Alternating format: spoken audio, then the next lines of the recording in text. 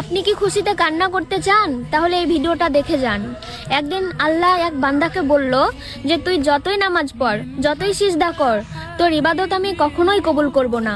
বান্দাটা বলল আলহামদুলিল্লাহ। আল্লাহ বললেন, কি রে, আমি তোর ইবাদত কবুল করব না বললাম, তারপরেও তুই বলছিস আলহামদুলিল্লাহ?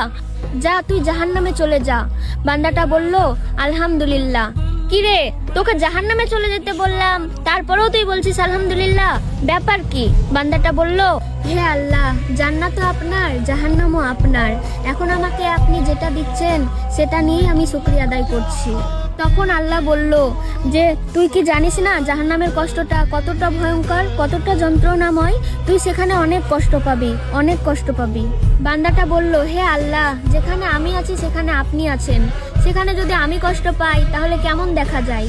মায়ের কোল থেকে যদি সন্তান পড়ে যায় তাহলে মা কতটা কষ্ট পায়। আমি জানি আমি জাহান্নামে পড়ার সাথে সাথে আপনি অনেক কষ্ট পাবেন। আপনার নামে না রহমান আছে, আপনার নামে না রহিম আছে, আপনি না দয়ার সমুদ্র। তখন আল্লাহ বলল, হে বান্দা, আমি তোর কথার প্রেমে পড়ে গেছি, তোর জন্য জাহান্নাম নয়, তোর জন্য জান্নাত আমি ওয়াজিব করে দিলাম, তুই এখনই জান্নাতে চলে যা। দেখেন আমাদের আল্লাহ কতটা দয়াশীল, আমাদেরকে আল্লাহ কতটা ভালোবাসে। তো এই ভিডিওটা দেখে তোমাদের যদি মন জয় করে নেয় তো ভিডিওটা অবশ্যই শেয়ার করে অন্যজনকে দেখার সুযোগ করে দিবেন।